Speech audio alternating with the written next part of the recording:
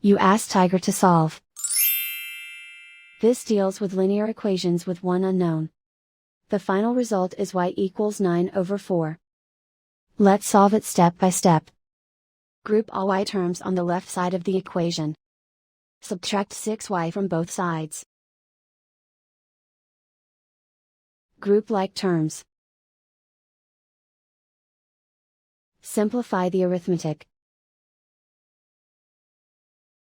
Group like terms. Simplify the arithmetic. Group all constants on the right side of the equation.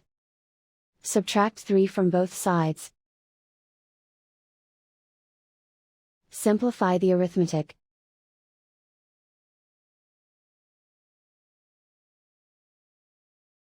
Isolate the y.